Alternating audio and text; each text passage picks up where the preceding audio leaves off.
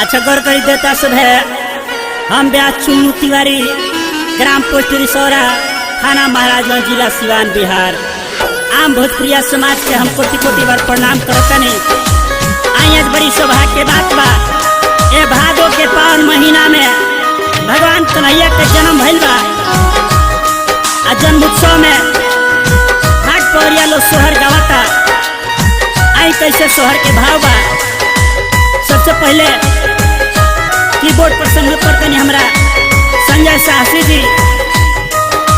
Recording होता हमरा Yadav recording studio, भगोलिया बाजार, जेकर मलिकार बानी जाली जमदार जी। बाबा संजय भैया क्या बात है।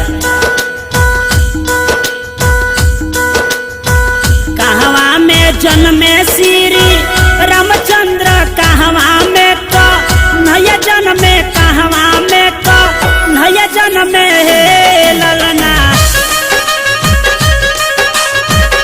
ए ललना कहवा में जन्मे ले ने सजी त तीनों घरवा सोहर होला हे।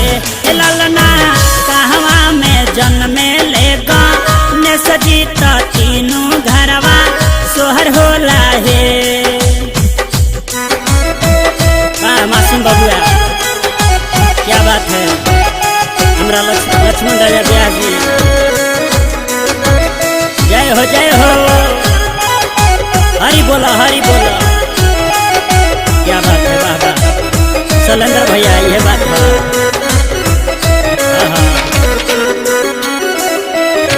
भगवान के सोहर होता, भगवान कन्हैया के सोहर होता।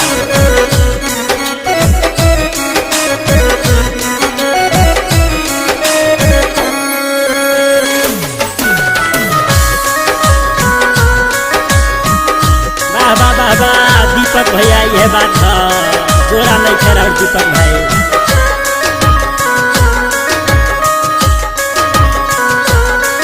जय हो जय हो।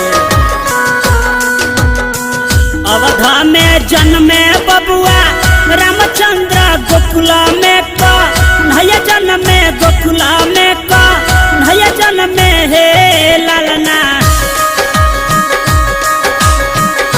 ललना पर्वत पर जन्मे ले ने सजी त तीनों घरवा सोहर होला हे।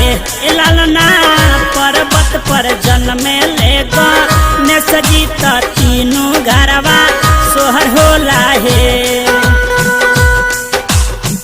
भगवान कन्हैया के सोहर होता। आई सोहर खाली खाली ना होला, सोहर पर मोहर लुटावल जाला।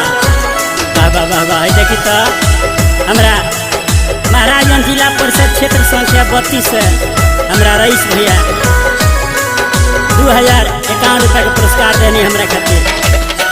सोहर में मोहर लुटौनी है। देखिए देखिए है जाली जमदार जी, यादव रिकॉर्डिंग स्टूडियो का मलिकार। बाबा क्या बात है। बहुत बहुत पैसा लुटौनी सब है।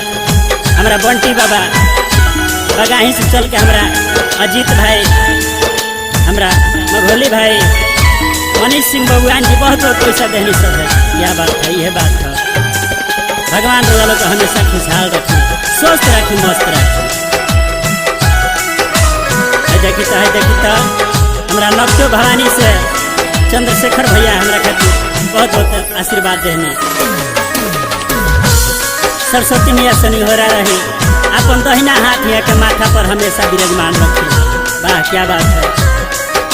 हजारों हजार रुपया ये सोहर में लुटौनी सब भगवान के सोहर होता है, भगवान कन्हैया के सोहर होता। बबुआ क्या बात है। रिसौरा बाजार से पप्पू सिंह जी, साथी साथ रिसौरा बाजार से अमित साउंड सर्विस के मलिकार हमरा उग्रीम पटेल जी 551 रुपया के पुरस्कार देनी श्रद्धा खड़िए कार रहे।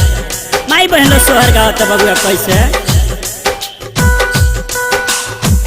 दास संतोष सोहर लिखे ले लिखी समूह झावे ले, लिखी समूह झावे ले हे ललना, ललना चुन्नू तिवारी सोहर गावे ले, गाई के सुनावे ले हे ललना चुन्नू तिवारी सोहर गावे ले। सुनावेले